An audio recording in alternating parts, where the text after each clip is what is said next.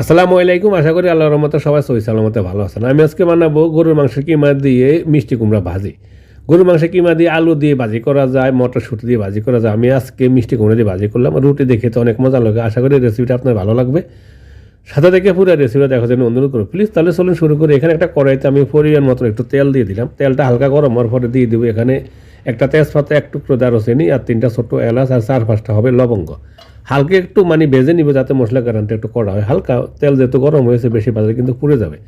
তারপরে আমি দিয়ে দিব একটা পেঁয়াজ আর 3টা কাঁচামরিচ কুচি। পেঁয়াজ আর মরিচগুলো হালকা একটু বাদামি কালার করে নিয়ে নিব। প্রায় 2-3 মিনিট ফ্রাই করে পেঁয়াজ আর মরিচগুলো বাদামি কালার করে নিয়ে নিলাম।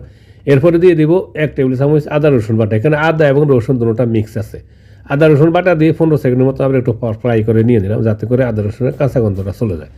তারপরে এখানে 300 গ্রাম মাংসের কিমা আমি ধুয়ে নিয়ে নিছি, পানিটা ঝরে নিছি। তারপর কিছুটা পানি আছে, এই পানি দিয়ে আমি মাংসগুলো কষিয়ে নিব।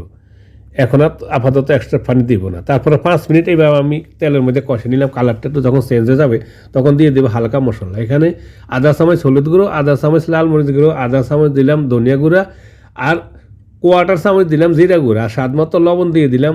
এইভাবে মশলার সাথে আমি মাংসগুলো কষিয়ে নাড়াচাড়া দিয়ে 6-7 মিনিট একটু কষিয়ে নিয়ে নিব।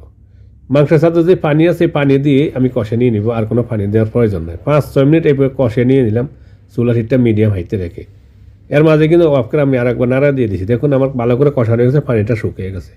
মাংসের কিমা কিন্তু সিদ্ধ হইতে বেশিক্ষণ সময় লাগে না। আমার পাকানো হয়ে গেছে। এবার আমি দিয়ে দেবো মিষ্টি কুমড়া। কয়েক টুকরা মিষ্টি কুমড়া নিয়ে নিলাম। এবার মিষ্টি কুমড়া দিয়ে মাংসের কিমার সাথে নাড়া ছাড়া দিয়ে একটু মিক্স করে নিয়ে তারপর ঢাকনা লাগিয়ে আমি 6-7 মিনিট আবারও একটু কষিয়ে নিয়ে নেব। 6-7 মিনিট কষিয়ে নেওয়ার পরে আবার চলে আসলাম।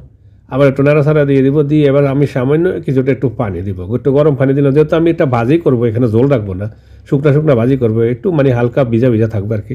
তাই সামান্য একটু পানি দিলাম। এবার ডাকনা লাগে আমি 10 থেকে 12 মিনিট এভাবে রান্না করে নিয়ে নিলাম। 10-12 মিনিট পর চলে আসলাম। এর মাঝে কিন্তু অফ ক্যামেরা আমি আর 2বার নাড়া দিয়ে দিয়েছি। দেখুন মিষ্টি কুমড়াতে কিছুটা পানি আরও ছেড়ে দিয়েছে। মিষ্টি কুমড়া কিন্তু নরম হয়ে গেছে, তার ভাজি সিদ্ধ হয়ে গেছে। এবার আমি দিয়ে দেবো সব শেষে কিছুটা ধনিয়া পাতা।